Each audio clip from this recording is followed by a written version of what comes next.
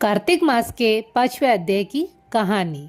नारद जी द्वारा कार्तिक स्नान का वर्णन। राजा प्रथु बोले, हे मुनीश्वर, आपने कार्तिक और माघ मास का श्रेष्ठ फल का वर्णन किया। अब आप स्नान की विधि और नियम कहिए। नारद जी बोले, हे राजन, तुम विष्णु के अंश से उत्पन्न हुए हो, तुमसे कोई बात छिपी नहीं है। कथापि मैं नियमों का वर्णन करता हूँ। अश्विन मास में शुक्ल पक्ष की एकादशी से कार्तिक के व्रतों को प्रारंभ करें। पहर रात्रि रहे तब प्रतिदिन उठे और जल का पात्र लेकर ग्राम से बाहर उत्तर दिशा को जाए। दिन में सायकाल जनेऊ को कान पर चढ़ाकर उत्तर को मुख करके भूमि पर तृण बिछावे और सिर को कपड़े से ढक ले।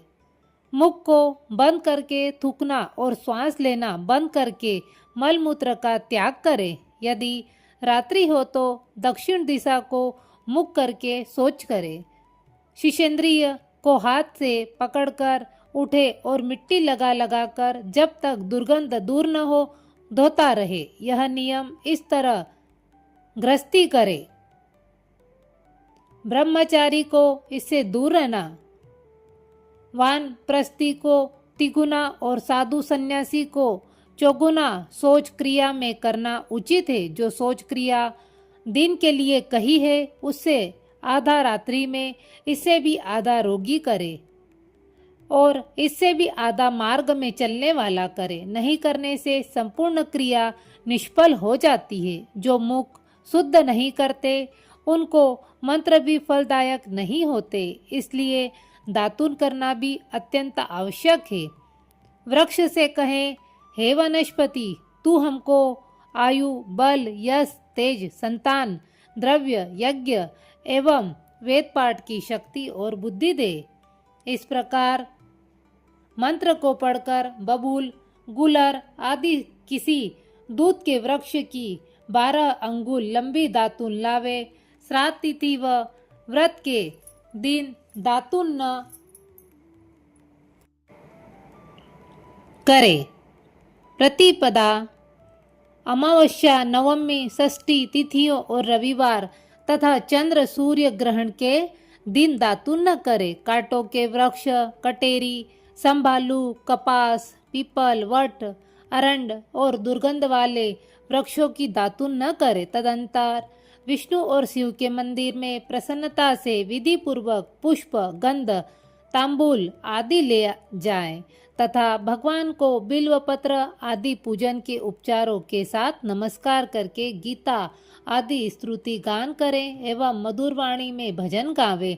देवालय में भजन कीर्तन करने वाले लोग विष्णु भगवान को प्रसन्न करते हैं। कलयुग में भक्ति पूर्वक भजन, संकीर्तन आदि ही एक मात्र साधन है। हे राजन, मैंने जब भगवान से पूछा कि आप कहाँ निवास करते हो, तब वे बोले, हे नारद, मैं बैकुंठ अथवा योगियों के हृदय में नहीं रहता हूँ। मेरा निवास तो भक्तों के कीर्तन आदि गान में है। गंध पुष्पादि से जो मेरे भक्तों का पूजन करते हैं उससे मैं इतना प्रसन्न होता हूँ कि जितना मैं अपने पूजन से नहीं होता। जो मूढ़ लोग पुराणों की कथा सुनकर और मेरे भक्तों द्वारा किए गए संकीर्तन गान को सुनकर उनकी निंदा करते हैं, वे मेरे शत्रु के समान है।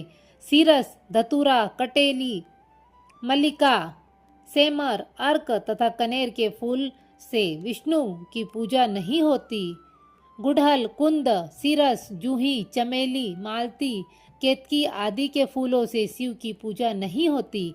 लक्ष्मी के चाहने वालों को तुलसी दलों से, गणेश जी की दूब से, दुर्गा की अगस्त के फूलों से सूर्य की पूजा करना उचित नहीं। यथा योग्य फूलों की विधि से ही देवताओं की पूजा करके भगवान से क्षमा प्रार्थना करें।